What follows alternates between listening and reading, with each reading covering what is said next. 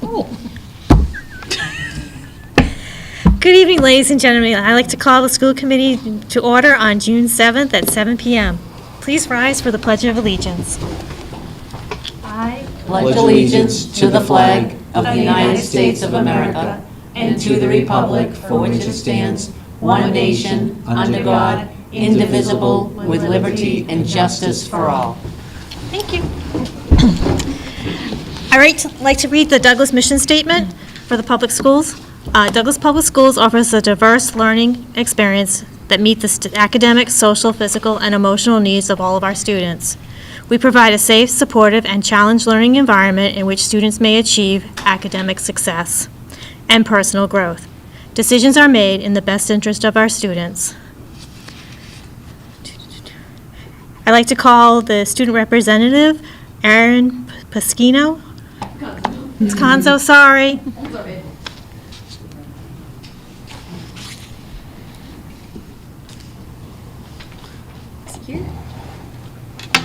So to conclude the 2022-2023 school year, we've ended with many finals exams. So we've had 2 weeks of advanced placement testing starting May 14th, including our new AP class, AP Seminar, and in total, 14 AP subject tests were proctored, involving 74 students who took over 150 exams in total. We also have had our Math MCAS and recently our Bio MCAS just concluded for our sophomores, freshmen, and juniors who may have been retaking them. We're done with MCAS officially for the school year. Additionally, grades 9 for 11 will be taking their final exams starting June 14th through June 20th. So we've also had a very positive athletic spring season for the Tigers. The softball team recently beat Sutton and lost to Gardner in the Central Mass non-playoff tournament. The baseball team will host the Division V MIAA round of 16 division game on Thursday, 3:30 p.m. at Soldiers Field against Hopkins Academy. Most recently, our boys and girls outdoor track and field team finished many personal records and successes. The boys 4x4 relay team qualified for the national champion competition. Senior Luke Lightbound earned DVC Runner of the Year. We're also looking to add a dance team to the programming starting next year.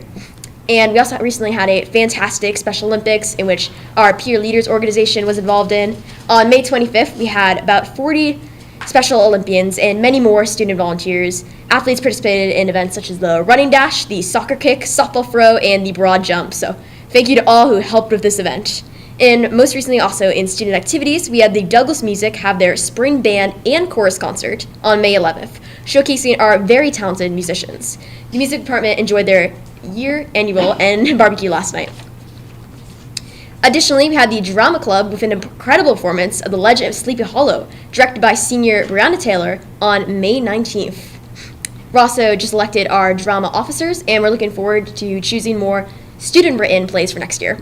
So Senior Week started on May 30th through June 1st. Seniors enjoyed a senior breakfast, graduation walk for all Douglas schools, and did a great job with graduation rehearsals. Douglas High School graduated 84 students on Friday, June 2nd. A beautiful celebration of our seniors included songs and a heartfelt and humorous speeches filled the high school gymnasium. Thank you to all who were involved in this preparation. In particular, directors of facilities, Mr. Collette, and all the custodians, Mrs. Brosnahan, Mr. Stan, Mrs. Costa, Mr. Vega, and Miss Brainy, in addition to Mrs. Peck. The last day of the school year is June 21st, so we'll be over soon and getting ready for next year. Thank you. Thank you so much. I see like a future newscaster. I know. Yeah. Aaron, you left too soon. I was was going to so ask impressed. what grade you were in. Oh, I'm a sophomore. You did a phenomenal job. Great boys. Really, great job. Phenomenal. There was no ums, nothing. Yes, It and great eye it was great. contact. We may have you sing the Kudos. next was time. absolutely. Will you sing Kudos. too? I think the national anthem basketball game. Oh, nice. Perfect. Well, thank you so much for coming in tonight. Thank you. Thank you. I'd like to open it up for public comment if we have any. Seeing that there is none, I'm going to move it over to any old business we need to No discuss. No old business? Moving on to new business and the superintendent's report, please. Thank you. So welcome, everyone. I'm really excited to have Dr. Greg Rosenthal here with us tonight, our new Director of Special Education and Student Support Services. Greg was in today for the day, met with us as a leadership team, met with our current Director, Susan Donlan, for about 2 hours to do some background work, and then we toured 3 of the schools, and he came to the high school and visited the high school and some classrooms. So I'll have Greg come up to the hot seat. We'll follow the same pattern that happened before. He'll do a brief introduction of himself, and then open it up to questions from the committee. Good evening. Good evening. Very excited to be here. It's been an excellent day today. We got the chance to tour all of the schools. I got to meet with the leadership team. One thing that came out in the interviews that was really just solidified during the day is the passion, the dedication of the staff, and really why I wanted to come to Douglas. I know that some of the staff I've previously worked with when I was at Northbridge. I was there for 5 years, and they've come here, whether as a paraprofessional or various other staff, and they talk about what a wonderful community this is, and that just spoke volumes today. It really was shining, and just really got me excited. I can't wait to start. I was in for a day just to start getting my bearings a little bit, work with Susan, who's a great resource, really talk to her about where the district is currently and where there's areas of opportunities for growth, but also where there are strengths and things that are doing pretty well at this time. And it was exciting, so can't wait to join. Little background on myself. I've been a special education director, pupil personnel or student service provider director for 7 years now, going on 8. 5 years in almost 5 years in Northbridge, and prior to that in North Brookfield. I was a high school special education department chair, which is team chair / assistant principal in Winchester, which was a high school of 1,200 kids. I was a special ed teacher for 7 years too. So as Dr. Vero had talked a little bit, I did earn a doctorate degree last year, March 2022. Prior to that, I had a master's in special education and a bachelor's in history. We're excited to have you. And your excitement is like shining through, so I'm happy to see that as well. It was a great day today. And we met one of the teachers, and she said, "You're taller in real person than you are on Zoom." That was the introduction. I think that might have been the second or third person who met. Yes, it was, but it was great to see people and interact today. And again, it's just welcoming and warm here, so I'm excited. Excited to have you.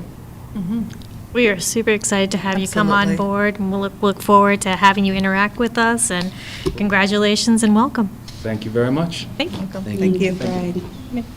All right. Next on the agenda are our school improvement plans. Mr. DeFonso's not here. He'll present at another time, but I've asked the principals to come and do a recap of their initiatives that they had throughout the year.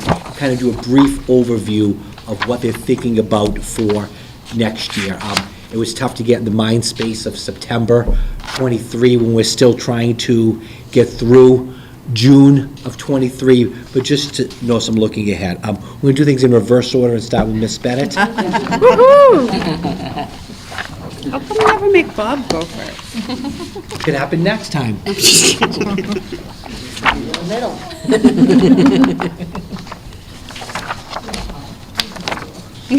Might throw us a curveball tonight. You think so? Yeah, we talked Can about we just pause for 1 second, Sure. though? So, sorry. I just want to say you did a phenomenal job with the high school graduation and everything, the ceremony, moving everything around to accommodate everybody. Superb job. Went out without a hitch. So, thank you, Thank you. It was a great team effort, for sure. Great team effort. Great day. So here at the high school, tough to believe that we are already in June, but let me make sure. I shouldn't have stapled this, actually. Then you get all messed up.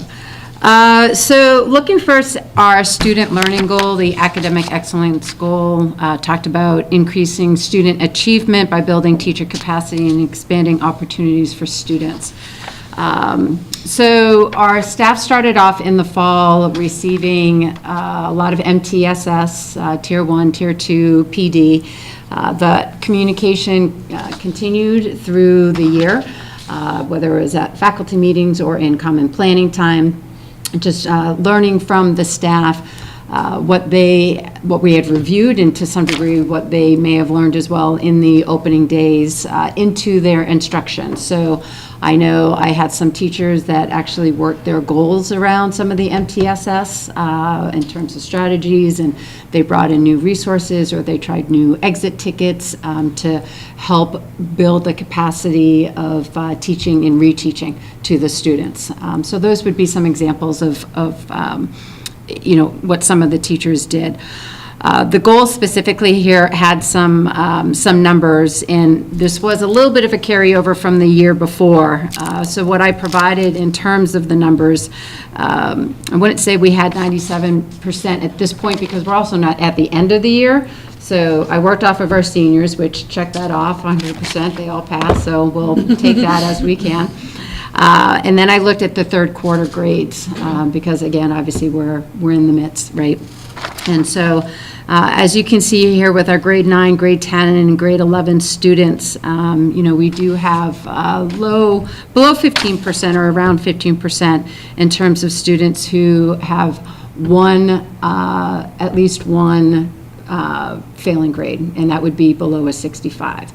So it's not quite at the 3% that we are looking for. I will share that the strategies that have been used throughout the year is looking at our progress report data and looking at our end of year quarter data and saying, okay, who are the students, who do we need to look at, having individual conversations, whether it was admin or our counselors that were having the conversations, not just with the students, but also calling home. Really honed in on the freshmen and the seniors. Obviously with the seniors, just making sure everything is on track, and a lot of conversations come middle of the third into the fourth with our seniors as well. So even though the number right there is not where we wanted, I do believe that the process and the conversations that we had specifically with the, like I said, with the students and with the staff, combined with trying new strategies and using our SST process, did benefit students, and we saw that benefit. And so, we could have seen a student that maybe in the beginning had 4 classes that they weren't passing, and now we're down to 1. That's a success, and that's how we need to look at things to some degree as well. So, with that being said, again, the pre and post assessments, intervention block was used as well, and as I indicated, reteaching. Moving forward, I know that there will be data analysis that will be used, and some of the language. So I'm sure that this process, in terms of everything we have, in addition to anything that might be coming on board with our service delivery, will be included. In terms of expanded opportunities and electives, something that we revamped was talking about our what we had as pathways, and you heard some of our graduates, who received their pathways. So there was some transition in terms of that for this immediate year. But I would certainly say that for next year, there is a lot of expansion that is taking place. We do have 3 new courses that are coming in. Probably one of my favorite is the ukulele ensemble that's happening as we're looking just to expand opportunities with the music, right, in different ways, in different formats. So we're excited for that, and students seem to have an interest with that as well. We have Introduction to Economics, which will be taught by Mr. Hillman, and we do have a new Project Lead the Way course coming in, Introduction to Engineering Design. So that is building on the Project Lead the Way information that has started, and we actually have another AP, we have AP Research that's coming in. So I forgot to list that one there. So we have the 4 new classes. Douglas High School did receive the DESE Innovation Career Pathways for Advanced Manufacturing designation. So this was a 2-step process application First one took place in October, and we moved forward, and then we received this designation in March. Currently waiting for the state to release the application for actual grant funds, so there will be grant funding coming with this designation. We just don't know quite yet. So I've been in touch with the state, so hoping that actually that release of the funding will, or the application will be this week. And that will be implementation for next year. So this designation is going to provide opportunities for our students 9 through 12 with Project Lead the Way, but especially as the students are moving up, it's going to be that authentic learning and the internship opportunities that will be exposed with partnerships, not just here in the Valley, but also in, throughout the state. And those partnerships are with communities and businesses, but also other schools that have received the advanced manufacturing designation. So really looking forward to see where Douglas will go with this. But it's very exciting that we received that designation. Let's see, again, other ways that we expanded, we did connect with the middle school in regards to promoting Project Lead the Way. We did that through the Blackstone Valley Education Foundation, which is a big partnership for Douglas Public Schools and the schools in the Valley. Blackstone Valley is very fortunate to have the Ed Foundation, and the Ed Foundation is very connected with the state as well. They're well-known, so that's a great partnership that was really strengthened. And then we also extended our partnerships with Nichols College. We have a leadership. We had a 9th grade leadership group that went to Nichols College 4 times throughout the year to work with them. They got exposed to Nichols College and different leadership opportunities. That will go into its 2nd year next year. So we will have a new cohort, and I believe they're actually going down tomorrow to the middle school to present this to the 8th graders to see who would be interested in this opportunity. And then we do have ongoing dialogue with QCC to secure early college course opportunities, and also with Assumption University. That's there's been a lot of turnover at the secondary, the higher level as well. So making those connections throughout the year have a little bit harder than what we anticipated. But again, some great, nice exposure for our students this year, but also moving into next year. Another area in this was just staff collaboration with professional development. Again, talked a lot about what we did with MTSS. I will share that we did have staff go out to, our world language staff to go out and connect with Uxbridge High School and their pathways. We did have our Stars and Stripes back in December go and visit 2 programs as well. And we also have had our AP Chemistry and our AP Computer Science teacher make connections with other DVC teachers in those content areas this year. So again, that communication and collaboration for our staff happened outside. And then World Language also had some curriculum time with Ms. Reber from the middle school to work the Spanish 1 curriculum. So again, that has been ongoing. And we're hoping that we might be able to get some math alignment too before the end of this year. Review of MCAS scores, certainly using the data analysis process, and that piece was way back in the fall. You heard those presentations, you heard this.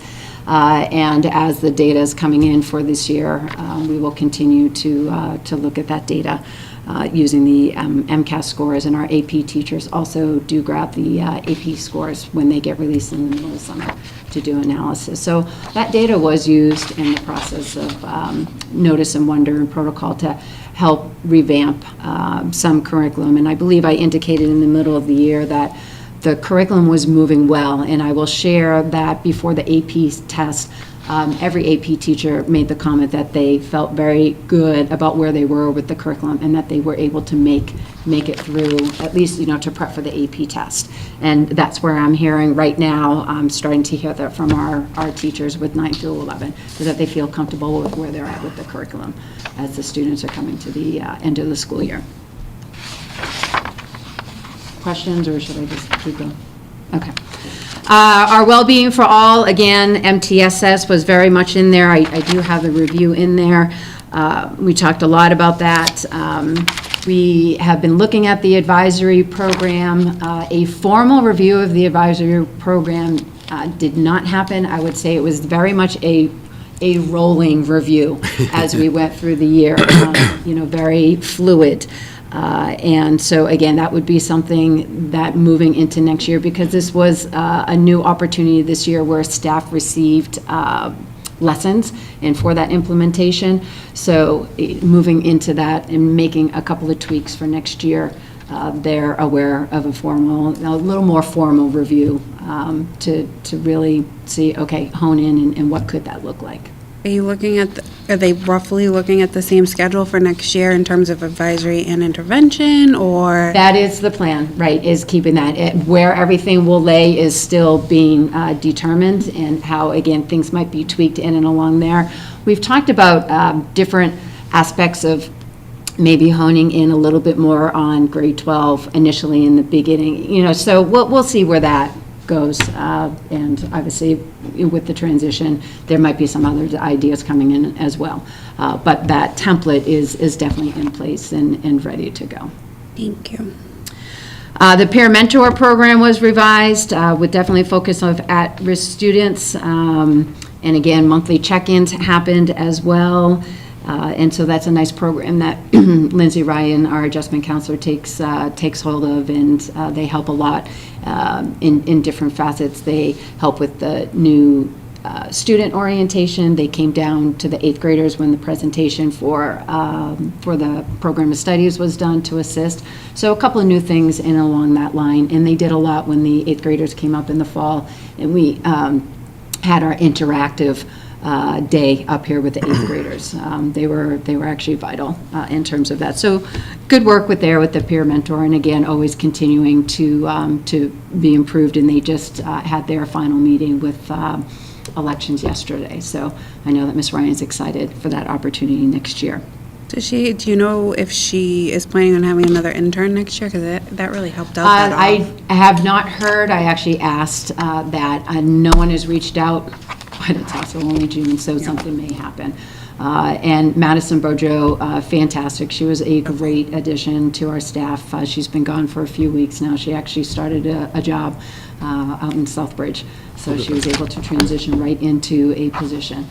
She did come to graduation, so it was really great to see her. But that was a benefit on both sides. Yeah. That was a win-win for us, without a doubt.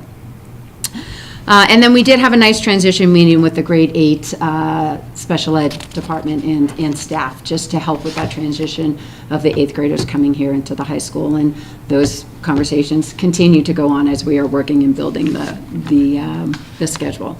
So again, a lot of focus with the MTSS, and Lindsay did a lot of SEL, the small group work as well with our students. So I would say that certainly there was a lot of work done with this goal in particular. And then the third one was talking about the community partnerships. I think I've already shared a lot in terms of where we had and what we did. There were some areas, we had some nice connections with the middle school. We did have them come up and they got to see our fall play. We weren't able to work that out for the spring. I think we tried 3 different times, but either was us with MCAS or middle school with MCAS, so we just weren't able to work that date out. But again, the concept is there, and I think the seed has been planted in terms of really making some good, strong connections. And then we had the kids helping out at the field day for the primary school and the elementary school, and then you heard with Special Olympics. So definitely a lot of opportunity to build on those connections with not just the middle school, but throughout the whole district with our Tigers up here at the high school. Any questions for Ms. Bennett? Thank you. Thank you. Thank you so much. You did a lot Great this job. year. Next, we have Ms. Sosha. He's really mixing things up. We're going out of order.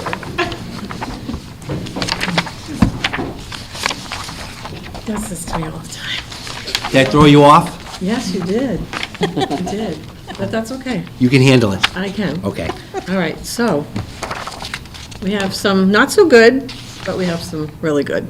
So the not so good is I didn't meet my 100%, that I said all of our students would be in the green, which means at or above grade level in the STAR Early Literacy benchmarks. So I did not meet that, but the good news is they really exceeded what I thought they would do. So in kindergarten, we went from beginning of the year at or above benchmark from 71% to 89%, which means there are only 8 students who were below grade level. We know who they are, we know why they're there, and so that's kindergarten. First grade, we went from 64% beginning of the year to 92% at the end of the year with only 7 students below grade level. So that was amazing. In math, I know we don't have math on there, but we're going to say it anyway. We went from 77% at the beginning of the year to 95% with only 4 students below grade level in math. That's awesome. Number social, how many kindergarten teachers? 100%. So in kindergarten, in the STAR Early Literacy, there are 5 kindergarten teachers. 1 teacher had 100%, all at grade level. And how many years has that person been teaching? 1. Wow. Was that an inclusion class? It's hard to say in kindergarten, they all end up being inclusion, so. And what about in the first grade? How many ELA teachers? So had in first grade, we have 4 teachers, 2 of them, and they're both inclusion, had 100%. Wow. Excellent. So ELA? in ELA. And in math? And in math, we had 1 first grade teacher. So she was a double 100 club. Wow. Yes. Excellent. So that's amazing. So that's the good. I don't care that I didn't make the 100% because I think we did better than what I thought we'd do anyway, so. And to only have a few kids here or there under grade level is just beyond, It's you know, the phenomenal. work that they put in. Absolutely. It was that's amazing. For all the teachers in the primary school, that's phenomenal, because that's the building's cornerstone of everything you do. Absolutely. You learn in that primary. So for them, kudos. I think they shocked themselves, really. They said, this can't be right. And when they looked at the data, I said, no, it is right, and you really worked hard for it. So that was a student learning goal. The professional practice goal just is, you know, backing up that data, where it was using the MTSS, it was using new strategies. I felt like I was just the cheerleader for all of them, saying, you already use a lot of these strategies. It was more to refresh them, provide them with a little bit of PD, common planning time. We were always looking at the data. I met individually with them, we looked at the data, who's down below, what are you doing? We dug deep into that data, and they did individual student success plans to how to hit those focus areas, hit the standards that the students were weak with. And I think by looking at the assessments 5 times a year versus 3 times a year was a huge plus. If you remember last year, at the end of the year, it was our first year using STAR, we had this little dip, and so we're like, that's not going to happen this year. We're going to make sure that we don't have a dip. And I think doing that in March gave us that extra vision of where are we and who needs what. I just So- want to thank you for setting the bar high for our students, and to the teachers and staff for, you know, being willing to take that on and really strive for that. So, I mean, I think our kids benefit so much from that, and so thank you, I appreciate it. September, October, November, they were stressed. Yes. It was stressful, but Cindy and the entire staff over there worked so hard, and they manipulated data, they looked at data, they adjusted and tweaked their lesson plans every single week to make sure that standards were being met and addressed. They did formative assessments. There was a lot of work done to get there, and Excellent. you see the results of it. Right. So I mean, that's the teachers have- foundation, the primary, we're going to build on that for next year. Do you Right? think they feel like now that it's now a working practice of theirs, so like, so Yes. next year, come September, it's just gonna, Right, and they'll be sharing with each other, you know. Some of the teachers that got the 100% said, oh no, everyone's going to be mad at me now, and I'm like, oh no. They are like, you know, share with us, what did you do to get to that 100%? What did you do with the data? So it's sharing the best practices. Some of them have binders this thick on the kids and can show you exactly what they did in which week. I mean, it's very individualized, saying, you're working with the remediation para today, and you're working on this skill. I'm working with you later on this skill. So and those groups change every single week on what they're working on. So they definitely will be sharing it with each other. So now we proved that it's possible. We knew it was. So that was key. I think the MTSS, it was really key for us to get that success and to be able to look at some of that. And like I said, it was a lot of PD, a lot of meeting, a lot of just looking at what we're already doing. And sometimes it's just that refresher, reminder, oh yeah, I can try that. Or the reading consultant that we dealt with, she gave them some nice strategies too. So it was more individualized. The groups were smaller, like I've talked to you about. Instead of groups of 6 or 7, it was 2 or 3. It was that quick, dipstick, come on up, read to me. Okay, you go back, come on up and show me what you just did. And so it worked. So now it's going to be like, oh no, we have to do this again. So. So instead of only 4 people getting, or 3 people getting the 100, we're going to look for, a little bit more, so. So the school improvement goal was to review the ELA curriculum in our Rubicon Atlas program. So we took the standards, we went through the whole, and this was preschool K and 1. They each had a document, they went through every single standard, they went through what they do, and where are they weak, where are we strong, what do we need to put more focus on.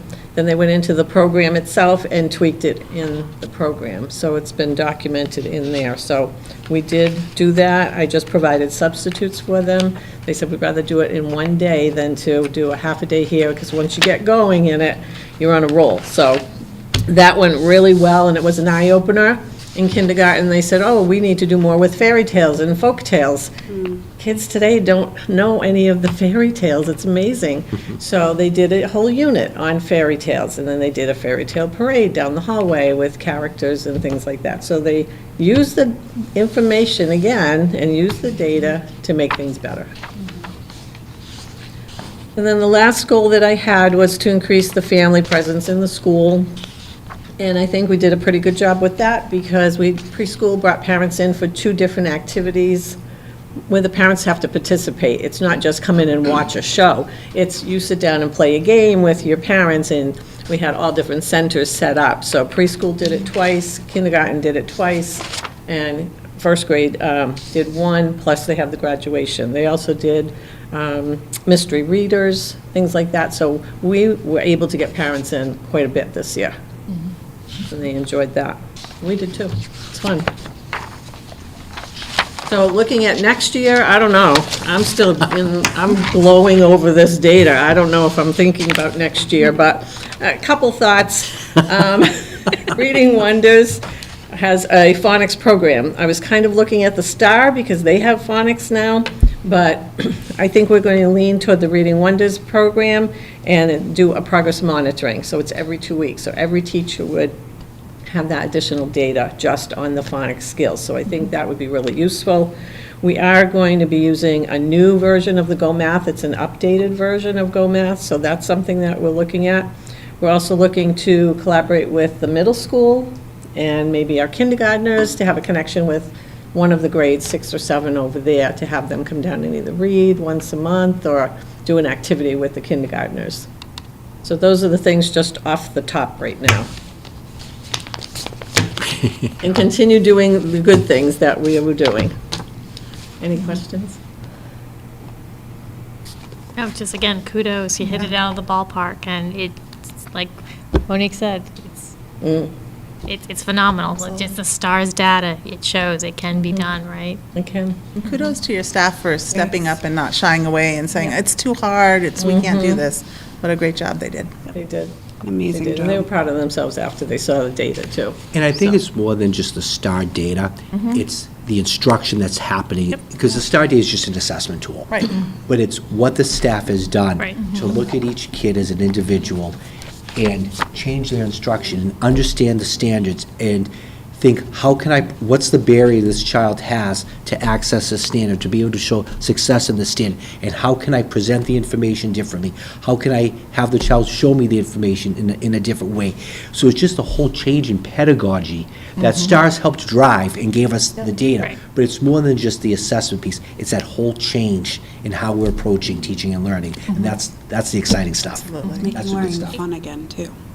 it opens up doors for all the kids. Like, everybody's on level playing field, and that to me is phenomenal. So. Thank you, Ms. Sosha. Thank you. Mr. O'Brien.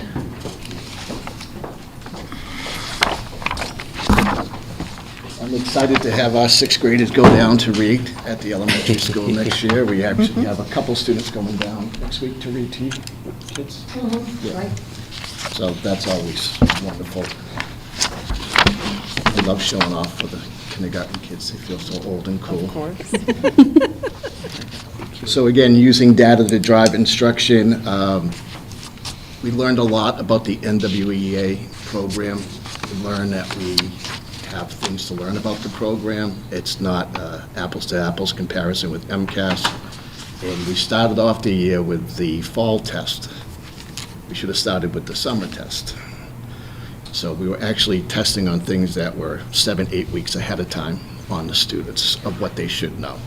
But our teachers just go through the data and the reports that they generate show to me and everything. Just having that conversation has worked wonders of, again, going back to classroom instruction and seeing what they did. And when they see the numbers hit a certain percentage, they're thrilled. And I'll make a request of the superintendent that when we go over our data next time, I would love to have the teachers present Absolutely. their grade level data. Perfect. Because they're the ones in the trenches. Agreed. And that goes for all the schools. If the teachers want to come, Yeah, we welcome that, yeah. So again, the CPT is just an amazing time period that we have, that we solve so many, or prevent so many issues from happening. So for example, if there's a sick person in the family, a parent's going through a divorce, or any type of, even, the pet rock died, knowing little things like that ahead of time, and then adjusting, greeting the kid when they come in the door. Those are big things, and letting sure all the teachers know that need to know about that student. When we started the year on our professional development, it was important. We used Manzaro's model in looking at engagement, and it was just kind of our motif for the year is Maslow before Bloom. That was our mantra. Maslow's hierarchy of needs before Bloom's taxonomy. Yep. Making sure the kids feel welcome and safe and ready to take chances. So when I hear that repeated back to me, or I see that in the classroom, it's good, because for middle school kids, they won't learn until they know you care. And very, very challenging age group, but they keep me young. MTSS process, that has gotten dramatically better this year from last year with the addition of Jess Hurley helping us out. We're doing the work, but she does a great job tracking it. And we added some additional members to our student support team that might have, they have the institutional knowledge. And one of the challenges we face is that institutional knowledge is not written down anywhere. Yep. So we're trying to document what are we doing. So having to document everything that we do in SST, then we can go back, we see if it worked or didn't work. What do we got to try next? She's been a great asset. I know we share with the high school, but just for having that 0.5 is wonderful. The walkthroughs, we're going to continue the NWA and MCAS for 23-24, of course, looking at that, looking at how the scores relate to attendance and discipline. I got some discipline numbers towards the back. But again, finding out where kids are succeeding, where they're strong, and what do we have to do if the kids are not responding well. My favorite part of the job is doing the walkthrough evaluations, and unfortunately, that's something that gets pushed to the side in case of emergency. Reminded me of the quote, if you want to make God laugh, tell him you have plans. And you never know when the alarm's going to go off during the day or whatever. Fun chaos will happen, but we just have to adapt and overcome.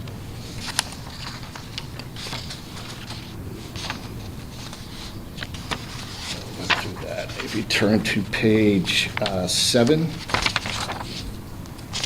we're looking at ways to increase our footprint within the community. So one of the things they did just this past last weekend was the flags on the down in the center of town, do some other things for the veterans. That project, Discovering Justice, when they did that at the courthouse. Little things like that, and making sure each kid has their own little place to be. Our after-school enrichments continue to grow this year, and one of the most popular ones run by one of our paras, Jacqueline Sullivan, who does gaming and anime, and you walk in and you see 8 kids thoroughly engrossed in a game of Dungeons and Dragons. It's heartwarming to see that. Others, to build other relationships with, again, with the high school, we did Step-Up Day back in the fall, so they would have that mind set going into it. The basketball game up here for the middle schoolers. There's some scheduling conflicts that made that a little tough, but again, just having them know that Douglas High is just your next grade after 8th grade. We did some gains, but I think we need to continue working to make sure we have those ties to the high school well established in grades 6 and 7 and not just grade 8. We got some work to do there. Bob, do you, the decreased chronic absenteeism, do you have any kind of roughly where you're at with? I will look at the data. I know for the select populations that we were looking at, we met our goal for select populations, and I think that will come out in the MCAS scores as well. Just seeing how hard the students worked on MCAS this year was, I mean, they were plugging along fine. And that's a testimony to the teachers of giving that grit, that can-do attitude. Don't give up. So they were working much longer than was anticipated. I think their hands were sore by the time they got done. I know across the state that that's just been a really hard thing, and I know it's really important to you that the kids want to be at school, so I was just curious. Again, we're looking at expanding the targeted targets, that what we call it, from the 6th grade, working with the elementary kids, kindergarten? Yes. Okay.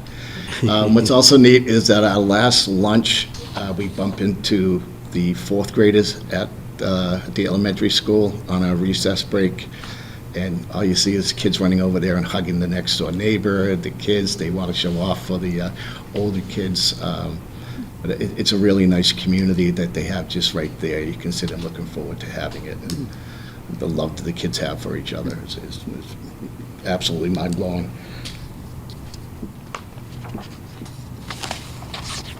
Oh, and we did continue to do our Student of the Month breakfast. Our next one is Tuesday. That'll be the last one for the year.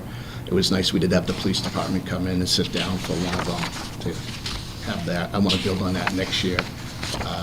Have the town departments come in, have the school committee come in for one, and other agencies as well. And the police liked it, and it was good. But what we also realized is we have to make these dates like firm in the calendar, that there's no, we can't say, oh, when are we going to do it this month? So we're going through next year's calendar and saying, okay, this is when this is going to happen. Our community meetings are going to be every 4 weeks. This is what's going to happen. Having the dean of students and the new dean of students in now will pay huge dividends for that as well.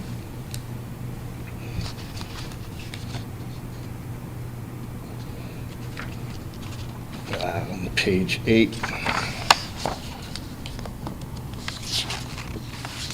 So today we had the high school color guard come in and show the kids at lunch. We had a cheering coach come in yesterday in the morning to get some interest in cheering. That was the high school cheering coach. We've had the football coach from Sutton, the Sutton Douglas program, come in. We had the soccer folks, Desi, and the varsity coach came down. So having those frequent little check-ins with folks, I think pays a lot of dividends for short money.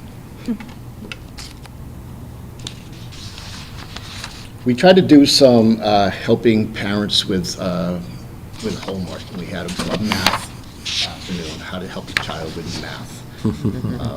Just don't get like it to do sent that. home. What's Just that? kidding. I said, just don't get it sent home. Just kidding. So is that problem faster? And it was great that each math teacher from all grades was willing to participate. I like to front load that at the beginning of the school year, when people are excited before, again, that they have plans and can't make it at 2:30, but I appreciate the teachers giving up their personal time to do that. We did reinstate the Worcester County District Attorney's Roundtable meeting. We had one with Ellen Miller, and she came in with members of Department of Mental Health, DCF folks, and just have a sit-down conversation over a cup of coffee of what trends that you are seeing, what are other schools doing, and then, oh, if you need this, here's a good resource. And just making those connections, those personnel connections. We'd like to grow that more next year and maybe invite some neighboring schools to come here for the DA roundtable. And we already booked the DA for internet safety early next year.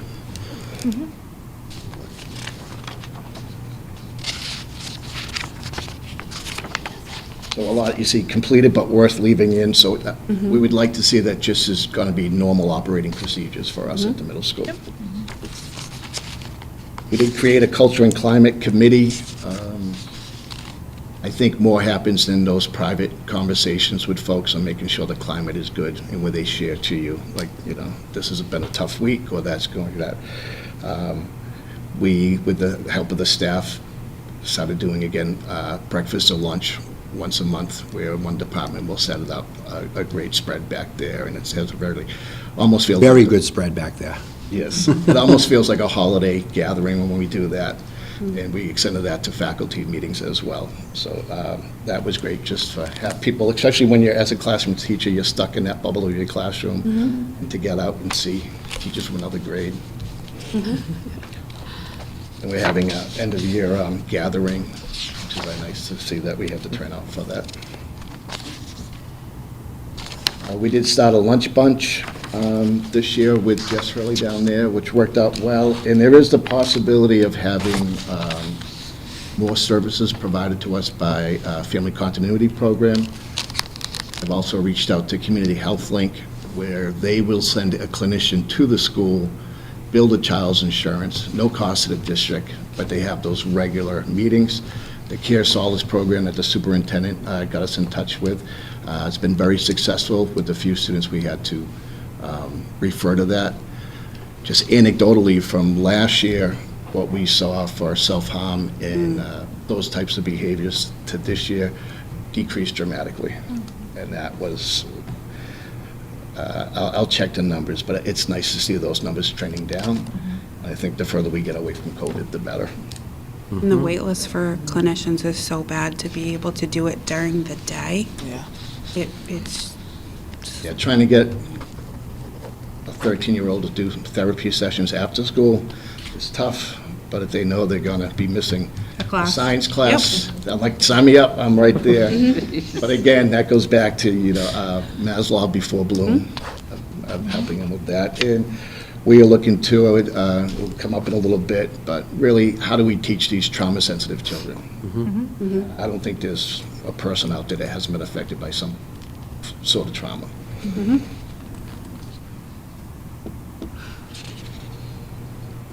We're looking to really revamp our SEL program for next year. So we are changing from a 6-day cycle to a 7-day cycle. Basically, it's just every other day, but the related arts classes and hopefully the enrichment too will be every day for a quarter. It won't be the odd and even days. That disrupts the flow of the class. So every day, and then for the SEL, we'll carve out that time during their long block at lunch. So they have a 90-minute block, 30 minutes for lunch. We'll have 30 minutes for instructional time in that subject area, and then 30 minutes of a detailed SEL lesson that we will be doing. And we'll do that with Fidelity once every 7 days. The 7-day was important because the grade 17 did not have long block for lunch, just the way the schedule worked in a 6-day cycle. So, just to clarify, so every day they'll have 30 minutes of SEL, you're saying? no, every 7 days. there'll be a 30-minute Okay, so for once in that SEL. 7-day cycle. And then what we're looking at, I'm sorry, I couldn't hear you. So once in the 7-day cycle, is that? Once in a 7-day cycle for a half hour. We do have a little bit longer than normal homeroom, Okay. and I'll be looking to train the teachers on the morning circle and get to that. We're also, especially for the 7th grade, expanding our homerooms to make the homerooms a little bit smaller, specifically assigning students that need the same skills to a homeroom class, not just academic skills, but the social skills. So I'll need some brave volunteers to speak up to, work with that population. But hopefully, if we start the day off right, it will go through.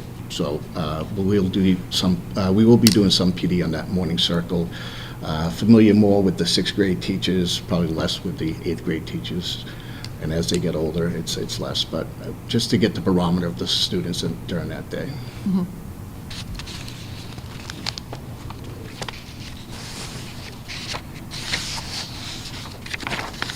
The 8th grade civics project to a local project, they're presenting next week.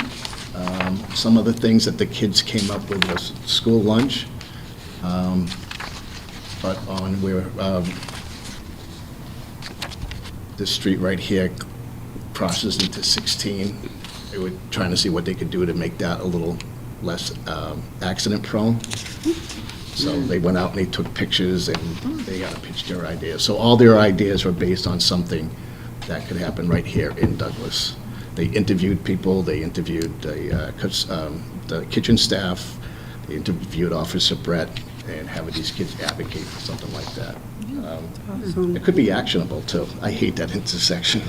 Right? Yeah. Agreed. We might get a stoplight. Controversy. Can you imagine?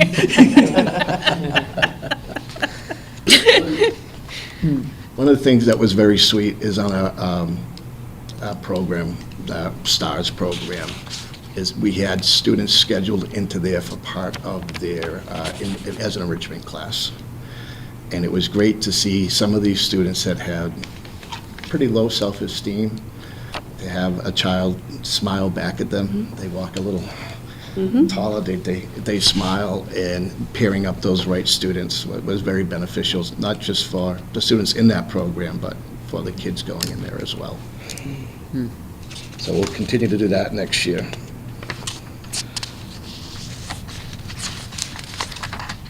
We did not complete our Common Unity program. We'll be looking to do that for next year. And then the mock trial was very good. I'll speed it up a bit. Next year, yeah, we're really looking at restorative justice, as you saw with the law change in November of this year. Restorative justice was one of the first things they said that we should try for a disciplinary measure. We do that at like I said, institutional knowledge at a smaller level, but make that a concrete program. This is what's going to happen. And just simple fact of having a student write an apology letter to a teacher and taking responsibility for their actions. To some of the kids, that's very tough to do, but I think that's a much better answer than an out-of-school suspension.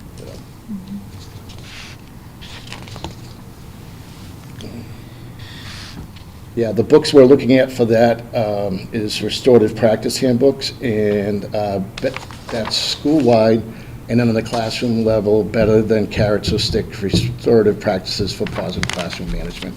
So those two things together hopefully will pay off as well.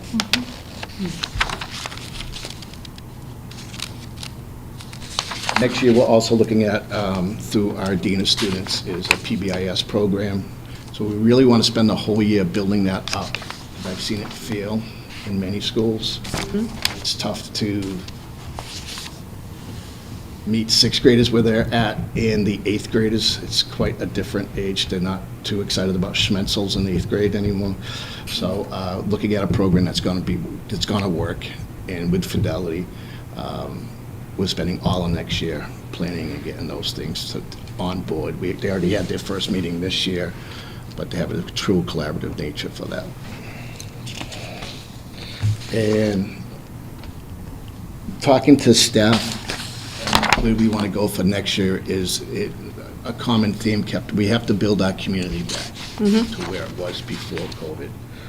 So, vision statement just for next year, to build an exceptionally strong and united community where every DMS individual feels a deep sense of belonging, actively participates and collaborates to create a harmonious and thriving environment. So that will be our goal for next year. We'll have to look to see how we break that down and measure that specifically. But again, yeah, building that community up, that sense of community, which we were robbed by COVID.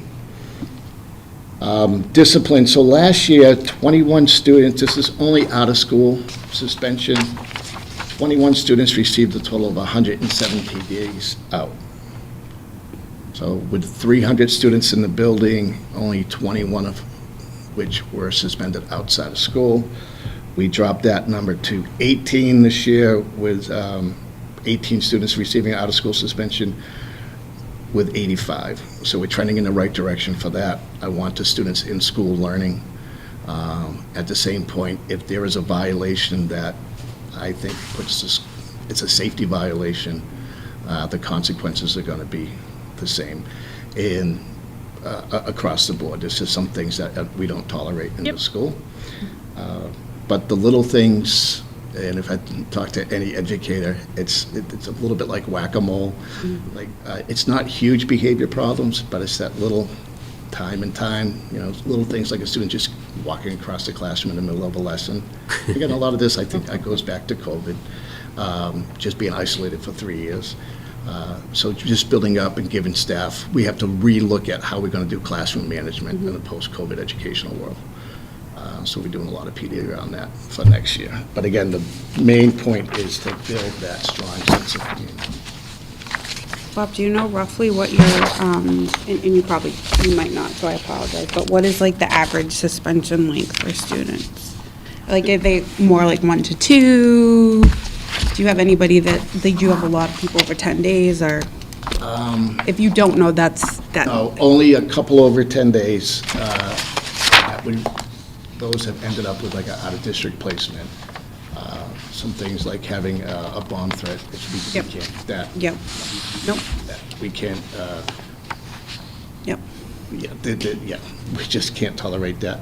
Most of the suspension, we tried just a 1 day, but that's after they received a warning, the parents were contacted, a lunch detention, loss of privilege after school detention. And if it's still not working and that same behavior is, then we finally have to go to the out-of-school suspension. But again, we're looking at a small percentage of the students. Unfortunately, that 5% takes up 95% of your time because you're trying to manage a classroom. And I don't want any student interfering with another student's right for an education. Right. So that's important to me. It's important to all the teachers. But at the same point, how do we help that student that feels he or she has to work this way? There's definitely in the numbers you can see male students almost 10 to 1 on discipline as opposed to our female students. No, thank you. I think a matrix will be really helpful too for everybody. Yeah, I'm going through this and talking to the staff. I'm really excited for next school year. Got a lot of work to do, but that's my favorite time of year is the fall. I don't like the summer. It's too lonely down there without the kids. I like it for a week, and then it gets a little. Thank you. Well, I want to just thank you for like the emphasis that you're placing on the SEL with adding it into the week with a half-hour block, with everyday morning meeting, figuring out how you can use that time to really benefit the students, but also building the relationships with the students, with the younger students, building empathy, and I think that's really important. And we'll go to hopefully helping build that sense of community, so. Thank you, and the staff feels the same way, and this comes from the staff, not my brain. It's what do we have to do to improve, and these were the feedback I received from the staff. So, when Dr. Rosenthal came in this morning, and I worked together with him in Northbridge, I said, this is no judgment to any other school I worked at, but this is bar none the best staff that I've ever had the privilege of working with, top to bottom. They amaze me. They deserve the best. The kids deserve the best, the staff deserves the best, you all deserve the best, so fingers crossed next year will be a new year. We'll have another benchmark of another great year. So thank you, thank you. Thank you. So I think as we get close, I think 8.5 days, we're celebrating successes. And I think you heard it from the three principals. If Mr. DeFonso was here, you hear it from him. Each a little different approach based on the needs of the students. Middle school, that strong emphasis on SEL, but a lot's been done this year. So kudos to the principals, but kudos to the staff who've actually made it happen behind the scenes and are there in the trenches day in, day out with our students. So thank you to them. It's awesome. Continuing on with successes, I have Special Olympics here, but I have some other things. Erin said a little bit when she was here. Back on the 25th, we had our Special Olympics. We had so many student athletes participate, but it was truly a community event. We had high school kids there. We had parents there. We had town officials there. We had the police chief open it up. Thank you to the staff who put it together and helped organize it. We had marching band, color guard there. Thank you to CPAC for donating the shirts. We had Telstone donate the buses to transport kids to and from different things. The smile and the joy on the kids' face was awesome. It really was a true community event. Building off of that, we had graduation last Friday. It was a little dicey there, Wednesday, Thursday, inside, outside, inside, outside, inside, outside. We What do made we the do? right choice. What do we do? They rocked. We were so happy at like 3 o'clock when we heard the thunder and the rain. We're like, okay, good. And it happened. But, you know, kudos to Mrs. Bennett and the entire staff who made that transition from outside to inside. We've done it before, but it's tough when you're in the mindset of outside, outside, outside, outside, and then you gotta move it until inside. We had 84 students graduate. We have 64% of the class going on to some form of higher education. We have 24% just going straight to the workforce. We have 5% going on to technical and some form of technical school. We have 4% doing a gap year. And then we have another 3% doing different things. So just a makeup of what's going on to our graduates. And it's not just a celebration of the high school when kids graduate, but it starts at pre-K with Miss Social, because every teacher along the way played a different role and a different part in getting those kids ready for that next step. So it ends at the high school, but it's a celebration for what happened pre-K in 1 and 3 and 5 and 7 along the way. We also had class night on the 30th. We had it outside the Tuesday before graduation. We handed over $30,000 in scholarships to our students, which was phenomenal. Each of the grades have had step-up days to help bridge that gap and ease some of that anxiety as kids move from one building to the other. Not to be done with the high school, we have grade 1 promotion ceremony, grade 5 promotion ceremony, I believe, tomorrow, and a grade 8 promotion ceremony. So we have ceremonies along the way. We had field day yesterday at the elementary school, Friday at the elementary school, and just all the end of the year activities. So at this time of the year, it's great to see all the celebration. You know, kids worked hard, teachers worked hard, and you want to balance that academic piece, but you also want to celebrate and have kids have a little fun. So there's a lot of great things going on here every day, but this last 2-3 weeks has been great to celebrate all of our students. So it's just been awesome to see. And then the final part is an update on our FY24 budget appropriation. And I know numbers at 8 o'clock are always fun to look at, so I'll try to make this as exciting as I can for you. So that first sheet in front of you, really what Courtney did is highlight and pull out our create buckets of what we have. As you can see halfway down, the difference budget to budget from FY23 to FY24 was $446,000. That was the difference in our budget from 23 to 24. I think it's important to point out, that's a bare bones budget. That's not a real needs budget. Okay, that's not what we need. That was the bare bones just to get us what we have this year, for the most part, next year for students. That's We- after the I'm gonna get to that, reduction, yeah. That's also after a $750,000 reduction that we had to do to come down to that town appropriation. That $750,000 represented textbooks, it represented 4 additional staff members, it represented supplies and materials, it represented a whole lot.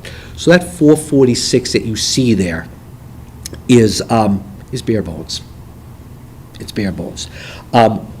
What we did for the bottom third of the sheet is you see what we did to offset that. So, our budget from FY '23 to FY '24 was a 3.13% increase. And that included the 343 in there, right? So people ask questions, what did the budget look like? Can you break it down into budgets? We tried to present it a different way for the school committee. We're going to do a very similar presentation on the 27th to the finance committee. On the next sheet, on the next page, we did a comparison from FY '23 to FY '24. And this was after we found out about the 343 reduction to the budget.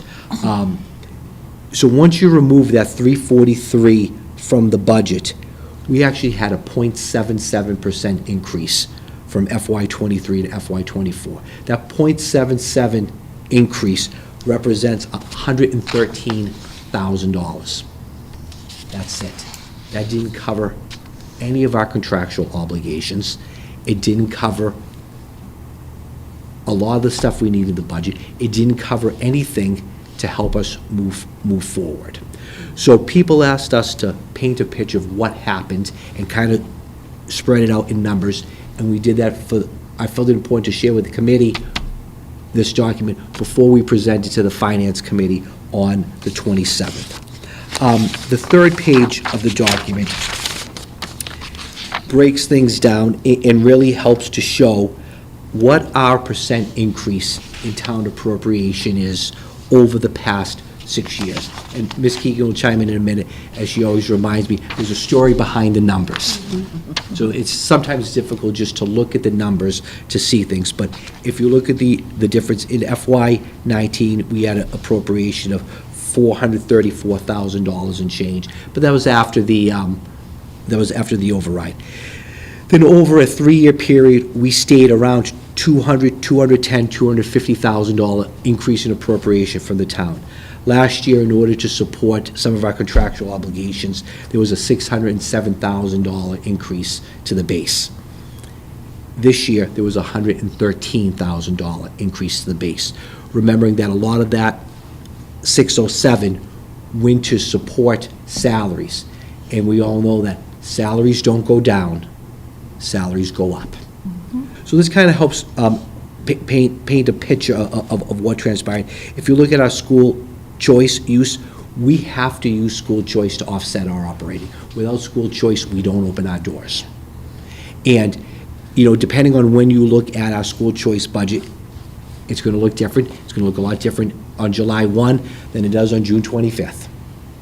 It's going to look a lot different if we don't have snow or if we have a lot of snow. It's going to look a lot different if we have some things we need to repair versus not having things to repair. But as you can see, the trend, every year we've had to spend more and more and more money out of school choice to offset our operating budget. So just a quick overview of where we are. I wanted you to see this before we present it to the Finance Committee on the 27th. We're going back there then. We've continued, we've had 3, we have one set up next week, collaborative meeting with the town administrator and the town finance director to look at how we're going to, what's the word I'm looking for? Recoup or get back the 333 in order to make our budget whole. Ms. Keegan worked miracles to find the money in the budget out of school choice so we wouldn't have to lay off the staff members, and now we're working with the town for what's the mechanism at the fall town meeting to have us replenish our supply of, what's the word I'm looking for? It's getting late. To help us replenish that. So we'll keep you updated on the 21st after our meeting with the town on Monday or Tuesday of next week. I appreciate all the work that you guys have put into this and all the work that the administrators have put into their budgets, but I just, as somebody that grew up in this town and has lived in this town my whole life, it's really sad that we can't provide what we know we need for our students. And I completely understand the town has financial constraints, but, I appreciate our, I know everybody here is working as hard, but I appreciate our staff who are working so hard when we're providing what we have to provide, so we don't have to lay anybody off, but we need to do better. And I know, We all agree, Ms. Keegan and I had this conversation. If you're gonna move forward, if you're gonna bring things to Douglas, it takes money. Yep. I can't sugarcoat or say it any different than that. If you're going to increase offerings to students, you need professional development, you need books, you need technology. They're not free. They're not free. You need money in order to be able to do. And yes, you can do a lot of things for free. You can do homegrown PD. You can tweak some things. Oh, it's what Douglas is very good at. Yeah, They're very good at doing that. And I think Cindy and her staff, showed what you can do behind the scenes to make things work. But if you're going to go to that next level, it takes money. if we're gonna grow as a town. And if you're going to grow as a town, it takes money. Correct. And I also worry about the use over and over of the revolving funds, you know. If we As do we. keep going back to that well will go dry. Correct. And so many of our graduates stay. Like, how many of our graduates are parents of kids that are currently community members? You know, like, I grew up here, my kids go here. There's many of us that come, that have stayed. So it's a huge investment for the community to invest in the school. Correct. I mean, the world is changing rapidly. Schools need to keep up with that, and towns need to make sure that they're supporting schools in that effort, because otherwise, we're not going to be moving forward at the same pace as the world around us.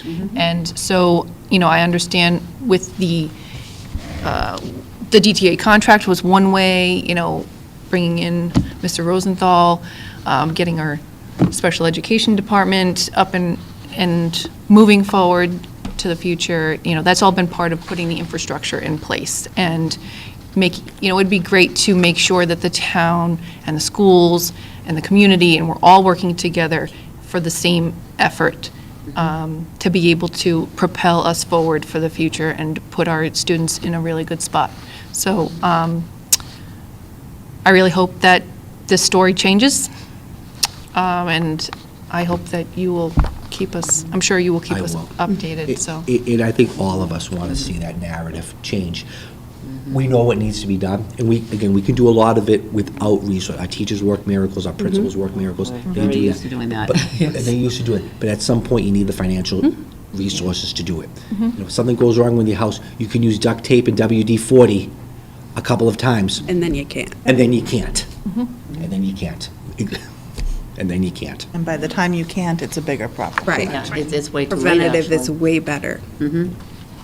If I could elaborate on what everybody has said, I think it's very important to understand that in every municipality, yes, the school district is the largest department, but also, looking at it beyond each municipality, all public schools and all schools are the basis of our society in the entire country's economic structure and development, and to sustain our country.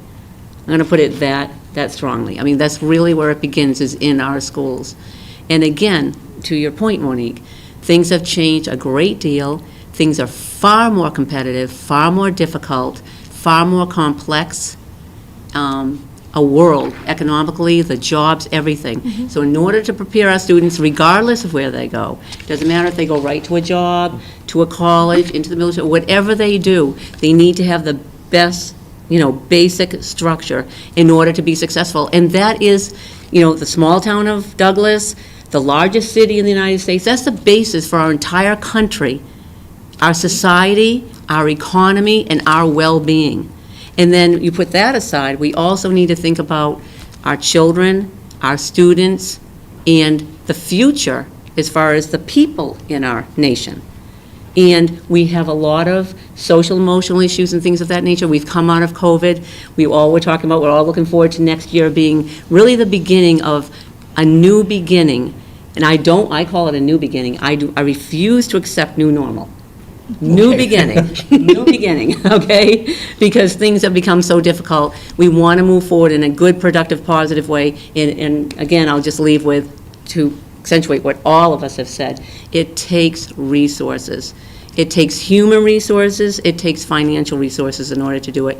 And I'll just say one more thing. I do feel that the entire 11 years that I have been here, I know for a fact that the entire 11 years that I have been here, We have not seen anyone at Douglas Public Schools, I'm just speaking for that one department in the town, and I feel actually it's probably all the departments, to be honest with you, in Douglas, we don't ask for anything that's extraordinary. We ask for very basic things, technology, textbooks, curriculum, material supplies. We want to obtain and retain the best staff that we can have, because they are directly working with our students every day. Paras, ABAs, teachers, but also all the other ancillary and staff administrators that also make the schools work, and all of them are important. So I don't mean to sound like, but I mean, I just want to put that out. It's very, very crucial, it's very important, and I want to say this now at this juncture because I'm not only concerned with what's happening with this particular situation in FY24, I'm very, very concerned about '25 and moving forward financially. Because what we do and what we decide to do with the situation in FY24 is going to, in large part, only a tiny bit of the answer, though, because it will become very precarious in '25, but that will determine that, again, that building block on which to build on FY25 going forward. So, again, I'd like to say that I feel, still feel hopeful that when we proceed with our conversations in collaboration with the town between now and the Finance Committee and town meeting going forward, that this will very easily, be addressed, I hope, and we can all move forward in a positive way, so. And one thing we've been working on, we're going to present on the 27th, is a FY25 overview of where we stand and some concerns we have going into it, and just some of our needs. For instance, I think I said at the last meeting, we used COVID money to buy Chromebooks for K-8 3 years ago. Next year's year 4. Not going to be good anymore. They're done next year. So I talked to Mr. Calabrese, in order for us to do a lease for K through 8 for those Chromebooks, it's going to cost us about $80,000 a year. We need to add that to our budget next year, or once those Chromebooks go K to 8, there's nothing there to replenish it. So we'll go over that on the 27th. Right. Want to start early conversations, as Paul said, 27th. for FY25. We want to start those conversations now. Never too early. So, okay, thank you. Maybe we should have flipped that and ended with the Special Olympics and all the good things first, ending my presentation talking about finances, but that's where we're at, and that's it for my report for tonight. It's just very important. I mean, I think that's just, we all, Absolutely. we're here for the kids, we're here for the district, and whatever we can do to support that conversation, we're more than welcome to support it, so, thanks. Moving on to the school committee and subcommittee report, the accounts payable report. I believe I did all of these batches. So for warrant number 47 SCH 23 and 47 SCHL 23 dated 5/18/2023, a batch of 15 in the amount of $206,586.24. There was nothing out of the ordinary with this one. The next one is warrant number 49 SCH 23, warrant 49 SCH L 23, it's a tongue twister for me. Sometimes. And MS 23-07, warrants dated June 1st, 2023, and June 2nd of 2023. A batch of 12 in the amount of $287,078.03. Nothing out of the ordinary with this one either. Next batch is warrant 50 SCH 23 and warrant 50 SCHL 23, warrant dated June 8th and June 9th. A batch of 6 in the amount of $68,450.44, and there was nothing out of the ordinary with these as well. Any questions on the accounts payable report? Next, moving on to the consent agenda. We have the meeting minutes for May 17th.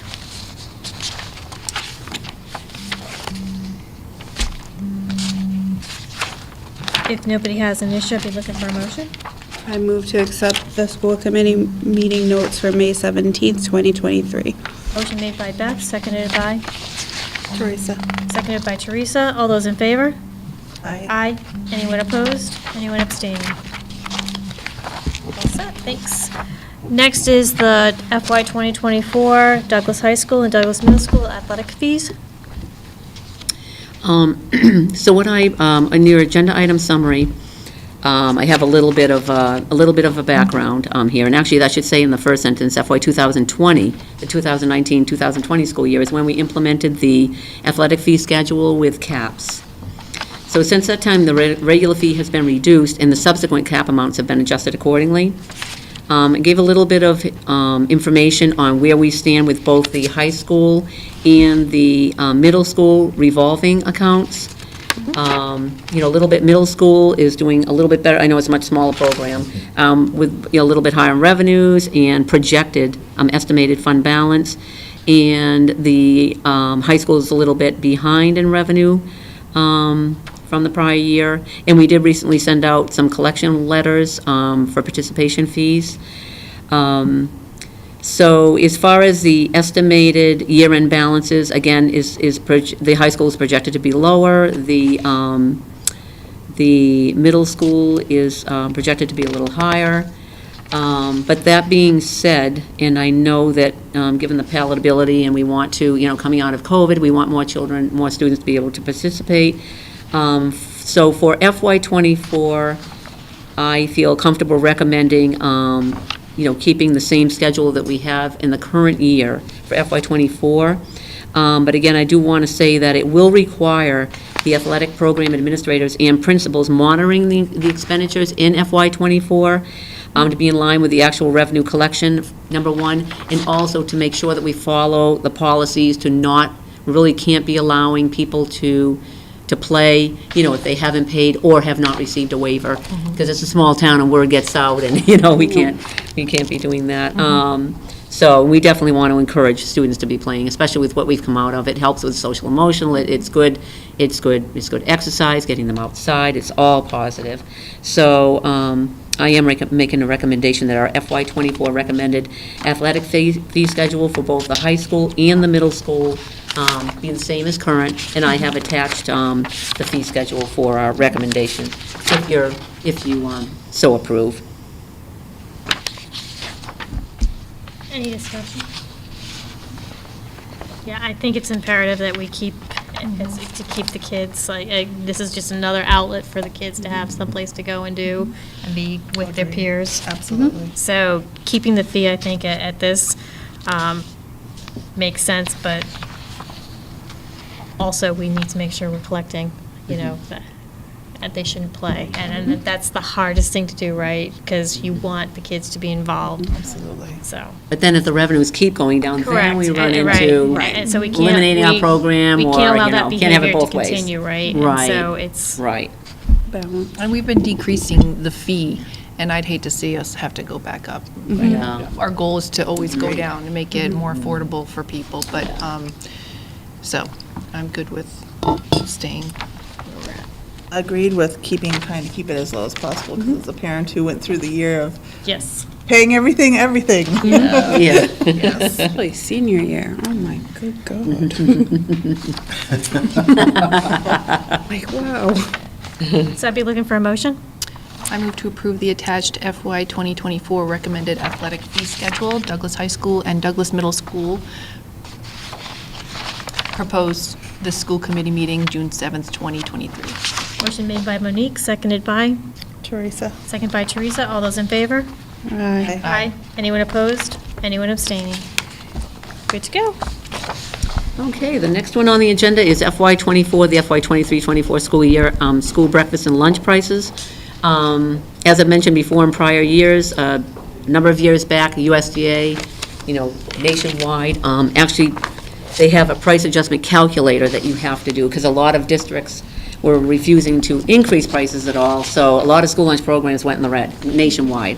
So now they actually have a calculator, so you have to maintain a certain price requirement. So that's attached here for you. So the only one that really went up, they each went up 25% cents that we're recommending, and then primary school is 50%. 50 cents. Oh my God, I want a percentage thing. Gee, 50 cents. So we're recommending for the Douglas High School to go to $3.75, previously, or currently, I should say, $3.50.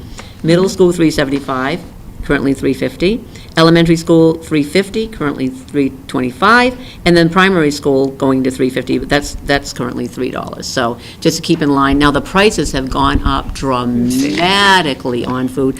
I actually had Raquel, just because I just wanted to say, I said, can you pull me for the same time period? Because it's usually the same types of, just a whole price sheet from Thurston Foods. It was dramatic from last year to this year. We are receiving some funds. We did get approval to receive some funds to offset fresh foods, like buying vegetables, fruits, milk, and things of that nature, but they really have gone up dramatically. And we don't want the program to go. Raquel has done a fabulous job with the program. She has positively impacted every single aspect of the program. And, we did hire a new food service director. I'm looking forward to her starting. Allison Weir is her name. She'll actually be coming in to work with Raquel for up to 5 days before she leaves, because I want to have some time for the two of them. I want that continuity, and we obviously keep going with regard to the program. And, she's done a great job in keeping the staff that actually do all the cooking, getting them the tools and things that they need, updating equipment, getting grants and things of that nature.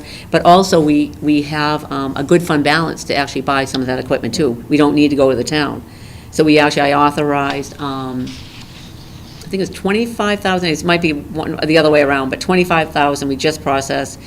Another $50,000 we're looking to do it the other way around, because just so that you're not allowed, you'll actually get written up by the auditors if you have more than a certain amount in your account. So it's actually because of the breakfast program, grants and things of that nature, and the free line, so we want to just take advantage of that to get the equipment that's been there for many years to be updated. So that's been phenomenal. So we don't want to go backwards, and I feel it's a very modest increase. And not only that, it's with the price calculator, we only need to be, so. And with the breakfast program, that's been increasing as well. It's great for the kids, great for the students, and also that makes us some money as well. Catering has increased as well, as far as the schools using the school lunch program for various events, and some of the meetings and things of that nature. Of course, that comes out of general fund accounts or whatever, but goes back into where the food is. We're keeping it Food and the within- staffing for where it's coming from, where the labor and the food is coming from. So Do we know that we're going back to, I would imagine, that we're going back to charging, right? Oh, thank you for bringing that up. We haven't received the absolute final word, but it appears, don't put it out there on anything, but You're on the road we'll right let now. everyone know. Yeah. But it appears that they're going towards free for next year as well. It's in the But it's appropriation. not It's in the absolutely, appropriation we wait until we get the notification Okay, from 'cause I- DESE. I have a sense that there's been a lot of, families that have, that's become a important part of their child's day, they It's a go part of and their get budget. They breakfast. don't have to budget for it. Yeah, and I think Yeah. we'd probably, I would wonder if more kids are eating breakfast now than there was It's pre-COVID. Oh, Oh we're my doing, gosh. no, yes. the program has blossomed. Oh, absolutely. participation's through Yeah. the roof. Oh, yeah. Just what, Yeah. like, It's a second I'll chance. speak to the middle school, because Yeah. I'm there every day, and I Yeah. see and I walk through there. The 6th, 7th, and 8th grade go down every single solitary day for 15 minutes for a second chance breakfast. The majority of those kids are going through the line and getting a breakfast. High school's doing second chance breakfast. Elementary school is when they're coming off the bus. That didn't happen 5 years ago. It was, there wasn't an option. And you're spot on, families are getting used to it. What Raquel's done the past 2 years with the quality of the food and the options, I think I said it last time, she did some stuff where she did some, she took rice and chicken and put in a little Chinese food Oh, yeah, container. yeah. And for whatever reason, the presentation, the packaging of Just putting. enough. Oh, just enough. Yeah, To see, sales skyrocket. You put it on a plastic tray, I don't know if Yeah, everyone would have bought it. right. You Put it the in that little paper box. container, Yep. it went through the roof. Who knew? Yeah, who knows, yeah. Yeah, so it's been awesome. It's been good for the kids, too. It gives them that little bit, maybe gives them that That's energy and the SEL food to go time, back and be eager to learn, but also the social as well, Yeah, absolutely. coming out of COVID. So it has a really And good. even that second yeah. chance, just the fact that kids can be in the cafeteria a second time, time to socialize, time to talk, time to connect. all those soft skills you're learning as you're doing that. But plus, you know, this has come up time and time again in meetings and us talking to state legislators about, there are kids who, they might be lucky if they have dinner at 5, 6 o'clock at night. And they don't know what they're eating. And then they're not getting lunch the next day until noon.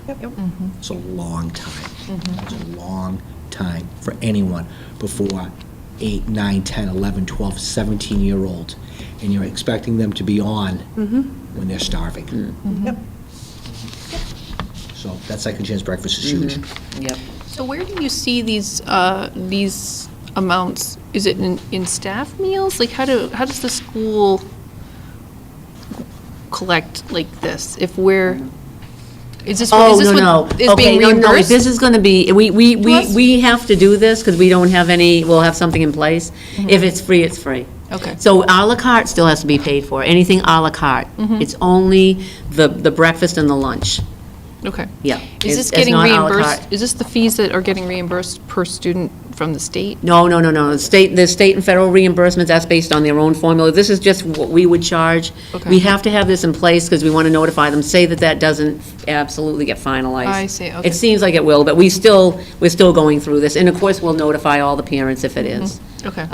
My concern will also be the flip side of that coin as well, is, you know, if they don't, or they can't, the federal budget can't afford this Yeah. going forward, it's going to be harder to get people to pay, and we might see our school lunch program. But then again, though, you're not allowed to build up, you know, a big, you can't. You can only build up so much, or you get written up. So it's a real tight, you know, but we're in a very good place, a better place than we've been financially for many, many years in school lunch program here.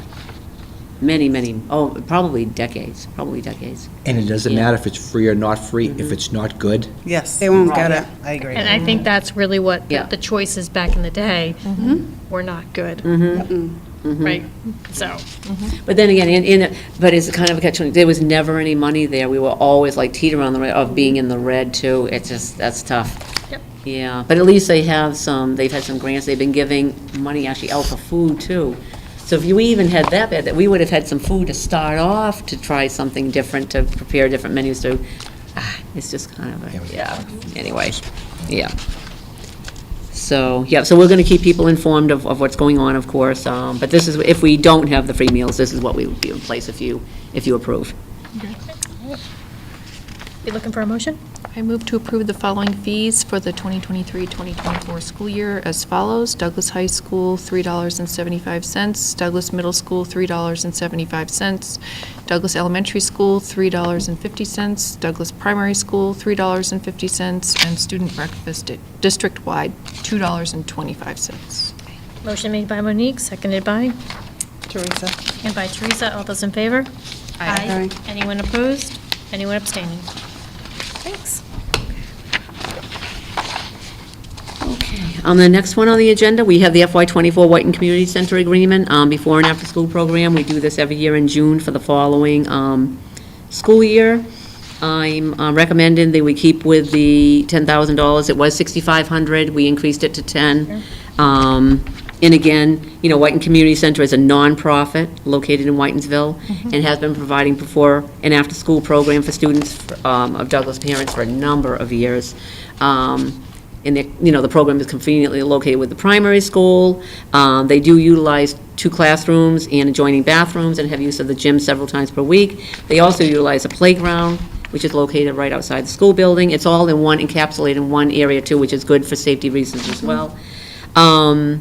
So it's beneficial for the parents and the students, but I think it's really good too to have when, as far as that continuity, with our own school as well, being right there as well. So it's been a very good situation for a number of years, partnership. Yeah, that's a better word. Better word. Thank you. Yep. Does anyone have any questions? And I checked with Cindy, and I checked with Heather Elster, the director over at Whiten Community Center. They were all set with everything the way it is currently. So they didn't feel a need for an additional classroom? No? No changes. Nobody's got an issue? I'd be looking for a motion. I move to approve the Whiten Community Center license fee of $10,000 for the fiscal year 2024, 2023 to 2024 school year for the use of the Douglas Primary School for the before and after school care program. Motion made by Beth, seconded by? Monique. Second by Monique. All those in favor? Aye. Aye. Anyone opposed? Anyone abstain? Thanks. Okay, thank you. Next is the updated school committee meeting schedule for 23-24. There's one change to make. The July 19th date is actually July 24th. We're going to do the school committee meeting prior to our retreat.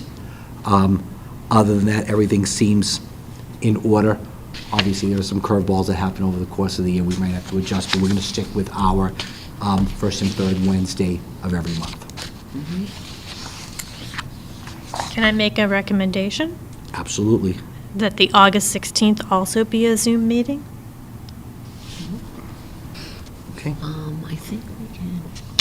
We can do it as Zoom, and if anything major happens that we have to do in person. As long as someone can come in, because that's the usual date. I can come in. Okay, perfect, So, wonderful. Just to I'm- sign stuff, great. Yes. Okay, I- perfect. I'm in the area, so, Okay, but perfect. I just not, you Yep, guys that was don't the only have to thing. come in. We don't have to make people. Perfect. Yep, that was the only thing that, Love it. yep. Okay. I'm very flexible. Beth is very flexible, so, Awesome. but Okay, Thank you. great.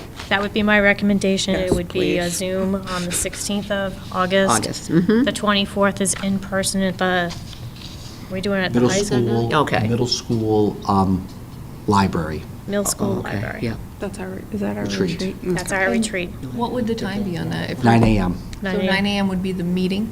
We would do the meeting at 9 a.m., go through our regular agenda that we need. Okay. Whenever that concludes, we'd roll right into a The retreat. retreat, Okay, all righty. Okay. which is almost done. Does anybody have any issues with any of these dates presented for the rest of the year? Oh, boy. It is Now, April is just because of April vacation, correct? Yes. correct, because the third Wednesday, And then Vacation. February, the 21st, is not the week of vacation? let me We'd double say check. the November me see. 1st, is that the week of the school See, let's see. committee and Oh, superintendent's conference, November 1st? The 21st is school vacation week of February.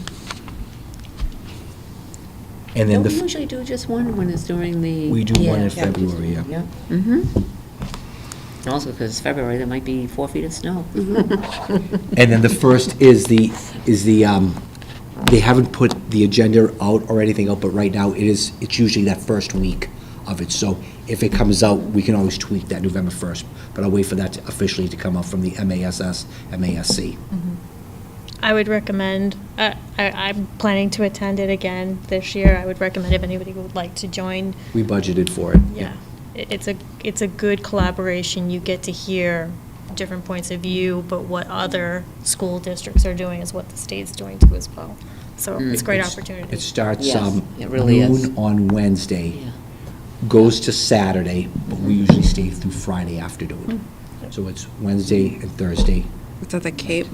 It's on the Cape at the Hyannis Conference Center, right across from the Melody Tent. Yeah, I would absolutely encourage people to go if you can at all. And it's great to talk to, like you said, to other colleagues and just hear what other people are doing and just, yeah.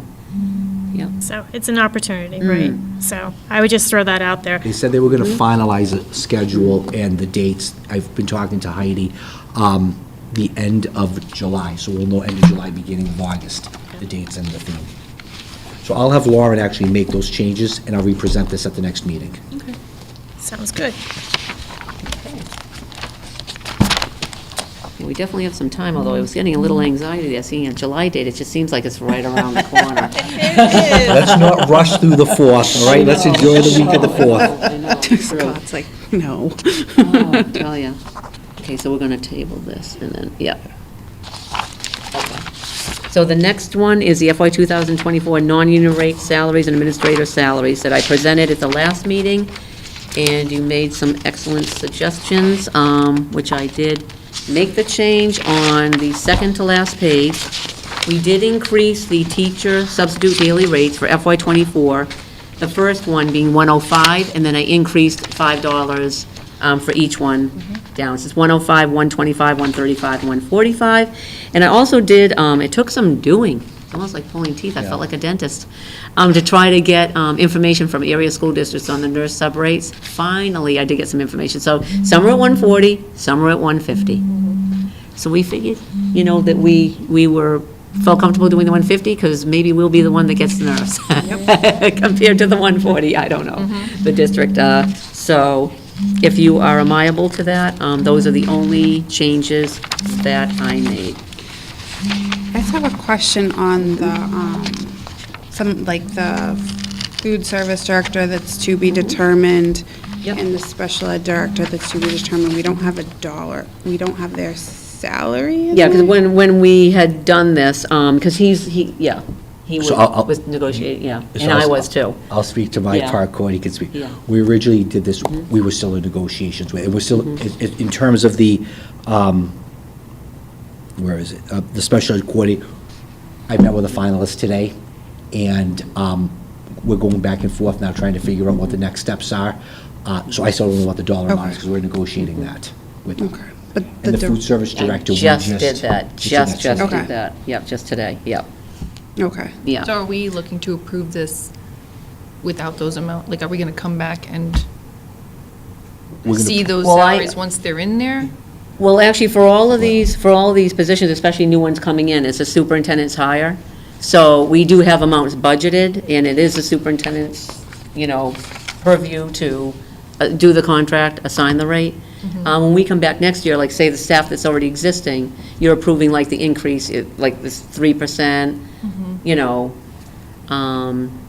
like, union, non-union, I mean, not the union, the non-union administrators.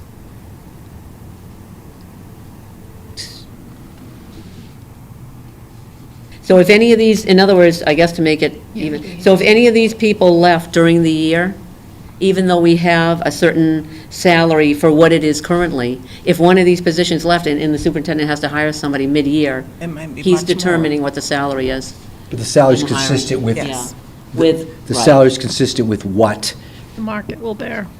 with what you, with And what budget, you and what see I here. can, And and what the Courtney can market will find the bear. money, I hate to put it that way, because I can't, no, realistically, I can't tell you, there's been a shift change, although I probably shouldn't say this, but, in past years, the way it was a different market, and, the superintendent would come and say, oh, no, you really, it's just not that simple anymore, so I'm really sitting there working with Paul and saying, we want to obtain and retain quality staff so we can move forward and not spend more money in other areas, by the way, as well.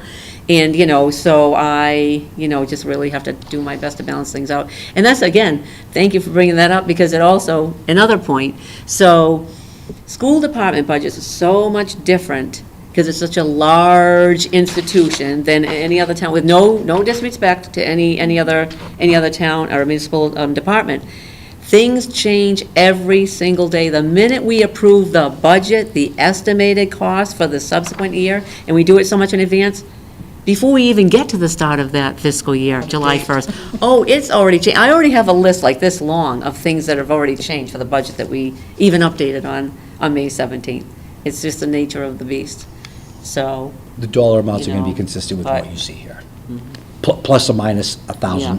$2,000 there, but. well, actually, though, Roughly what Yeah. what they've trended to be. Correct. Okay. yeah.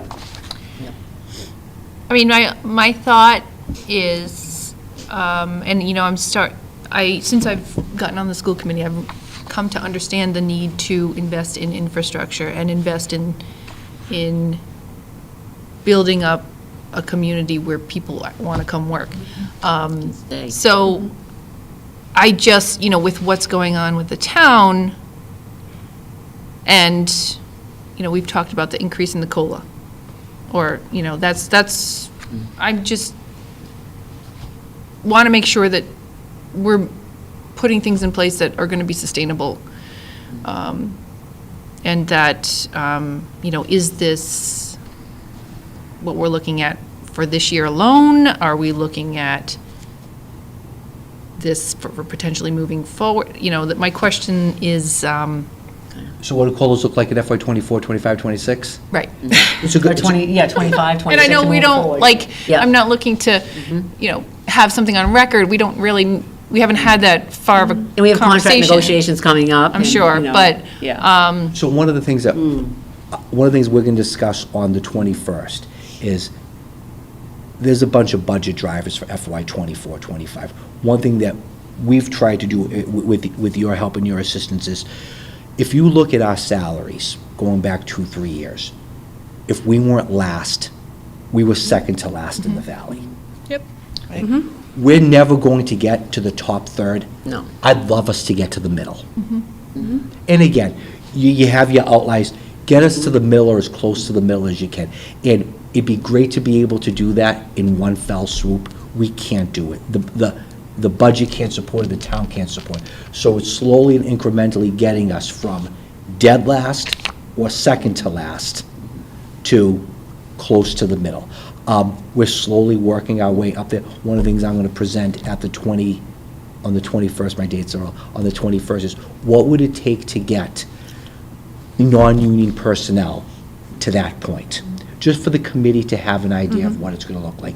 And it's gonna take some time to do it. The town did it this year with all their personnel. So it would be reasonable and It'd fair be that reasonable we and do fair to it consist for our. that if the town was able to do it on. For all the other on departments. For all the other Right. departments, that the same would hold true for us. We did a lot of work, a lot of us, we did a lot of work with our cafeteria workers. They were making $11, $12 an hour. 2 years ago. We got them to minimum wage. Still need more. that's But- really But not- that was a not a massive jump great thing to go from celebrate. 11, 12. It is not a You good know thing what I to mean? I celebrate. mean, no, I But, mean, but yeah. talking about getting people from You know, dead last to the. We made some headway, but we- boy, we in ma- with paras and, right. We made some, but we have a More way to to go. do. We have the same exact thing to do with our paras and ABs. Paras were making less than minimum wage, step one. We got them above minimum wage Or just now. minimum wage. Well, just, and Just. then slightly above. So we're slowly trying to do that. The DTA contract that we negotiated, it was $47,000 starting salary for teachers. We jumped up to 51, and that was 2 years ago. So And that was again, a strategic move too. to be able to obtain Right. and retain Yeah. people. So you're Yeah. trying to build that. I think Ms. Sosha, in terms of leadership, when you look at what she's been able to do, when you have consistent leadership in a building, when you have consistency in the building, you can start seeing that progress and seeing that move. The learning curve to Yeah. learn a new building, learn a new system, learn a new staff, learn a new culture. Even for a veteran principal or administrator coming in, every district is different. It's a huge You learning know, curve. and I've been in a couple districts, you've been in 2 different districts. I mean, they're pretty different from it. So there's a learning curve associated with it. So this is what we're proposing for this year.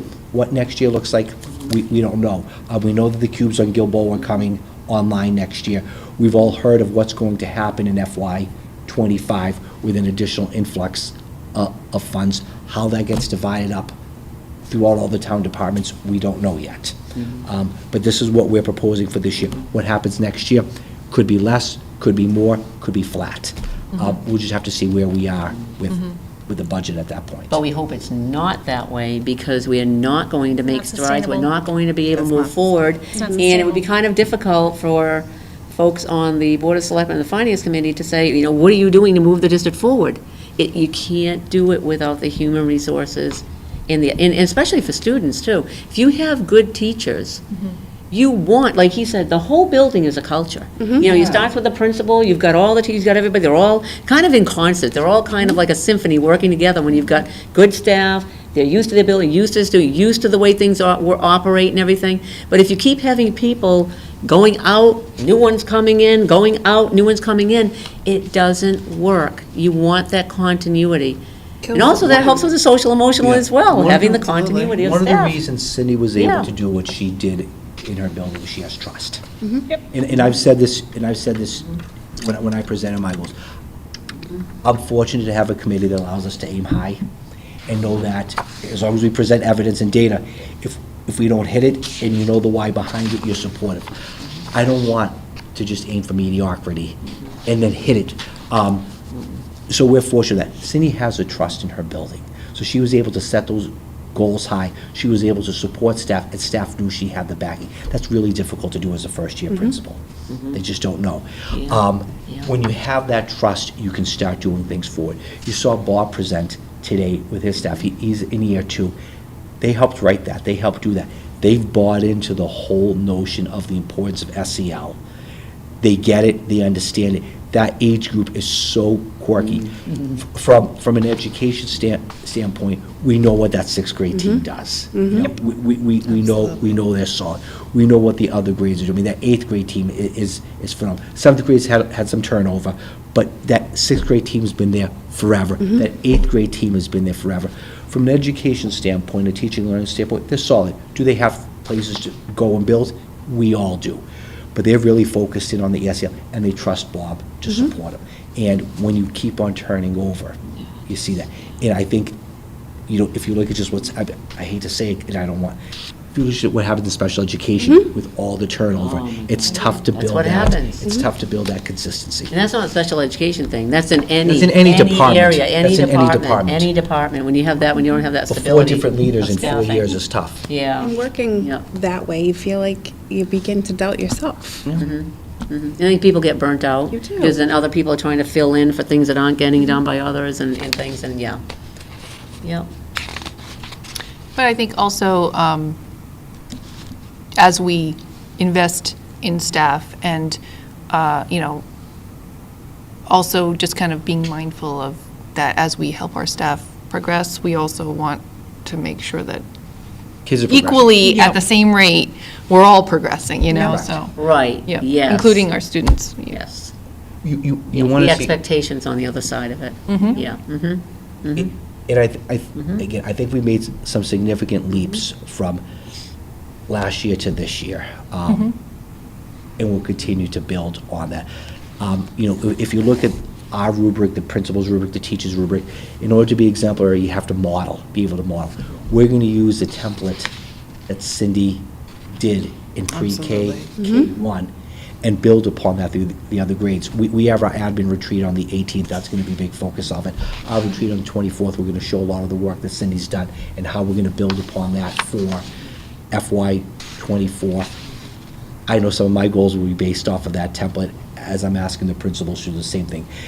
She's shown that when you do that type of investment, and when you spend that time in common planning time and meeting one-on-one with teachers, you get the results. And I've said this all along. We have the staff and we have the kids to succeed at a high level. You just gotta get the formula right. And that's what it is. It's a formula, it's time, it's buy-in, it's commitment, and it's just looking at things differently. And Cindy showed that it can be done.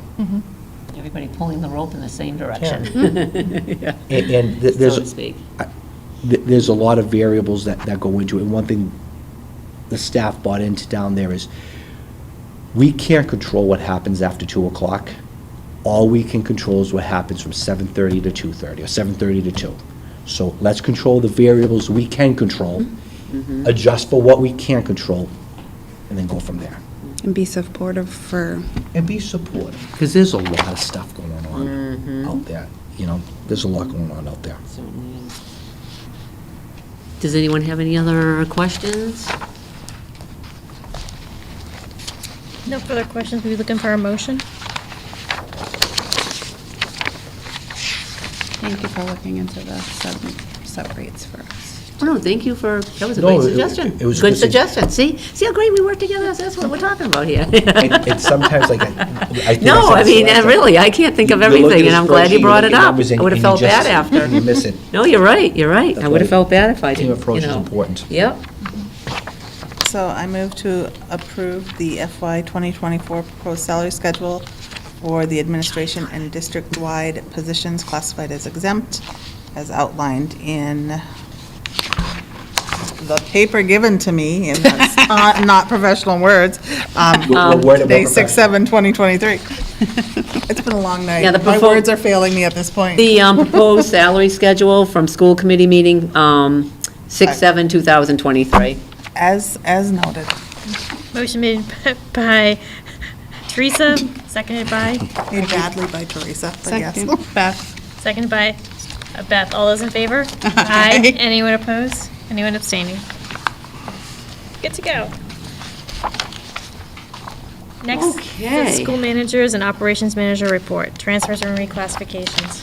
Alrighty, so I have transfers, number 11, and these were all requested by administrators. Anyone have any questions? I'll be looking for a motion.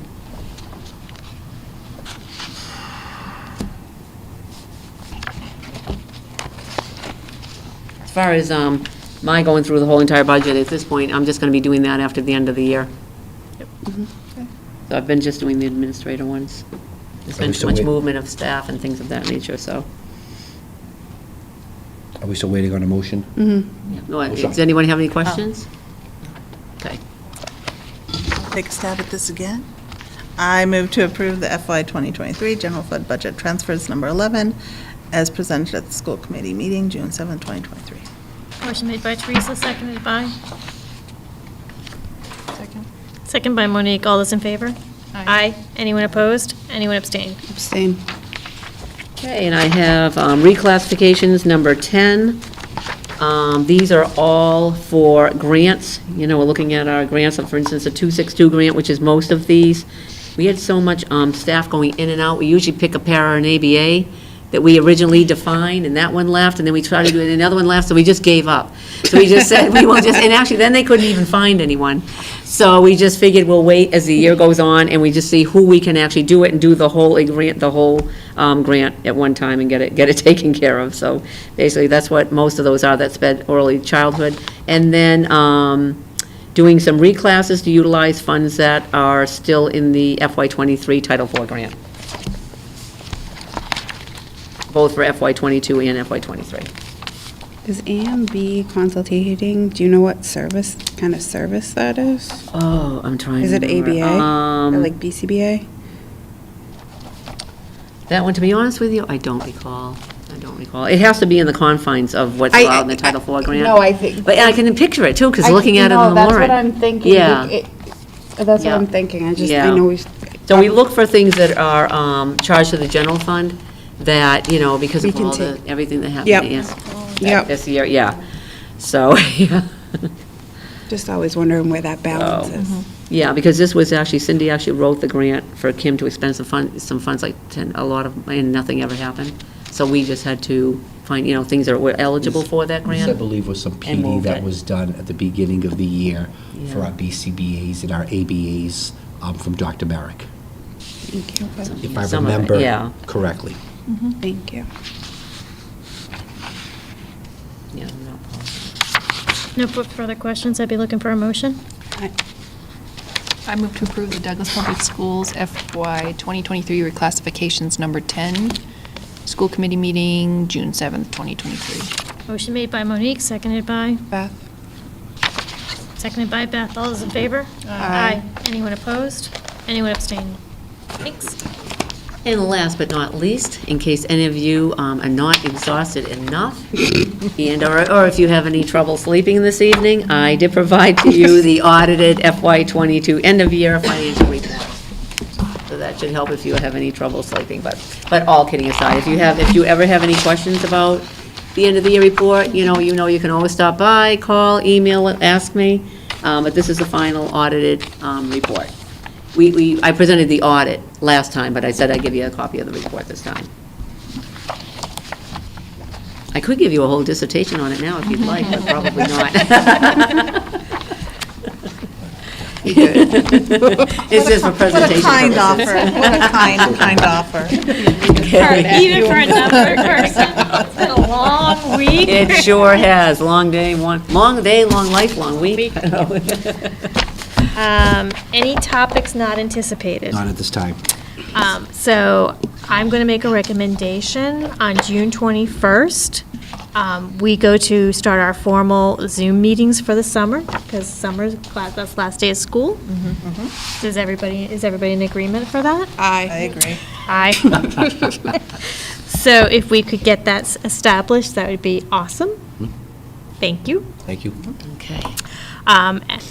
So with nothing further, I'd be looking for an adjournment. I move to adjourn the school committee meeting on June 7th at 8:58. Motion made by Beth, seconded by? Second. Second by Monique. All those in favor? Aye. Aye. Anyone opposed?